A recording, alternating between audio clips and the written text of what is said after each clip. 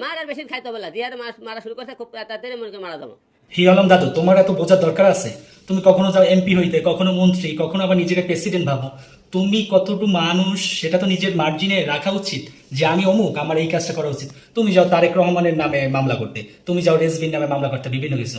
তুমি কতটুকু, তোমাকে মানুষ, বাংলাদেশের মানুষ কতটা রেসপেক্ট করে, কতটা সম্মান করে, সেই জায়গা থেকে তুমি একটা পোস্ট পজিশন দাবি করো। তুমি যাও মন্ত্রী হইতে, আওয়ামী লীগের সময় তুমি গেছো মন্ত্রী হইতে, খাইছো গণদোলাই। তারপর বিএনপির সময় তুমি রিজভির নামে যাও কেস করতে, খাইছো গণদোলাই। তারেক রহমান বর্তমানে বাংলাদেশ জাতীয়বাদী দল বিএনপির প্রধান, সেই তারেক রহমানের নামে তুমি যাও কথা হইতে।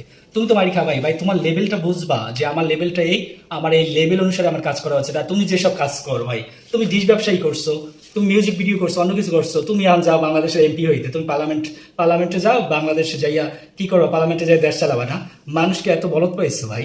তুমি যে কোয়ালিটির জাস্ট ওই রকম কাজ করো, মানুষ তোমাকে স্বাগত জানাবে। তুমি যে কোয়ালিটির না, তুমি রাজনীতি করতে চাও, এ চাও ও চাও, বুঝে প্রেসিডেন্ট হইতে চাও বর্তমানে, তো তুমি তো গণদোলাই খাবাই, যেটা তোমার প্রাপ্য।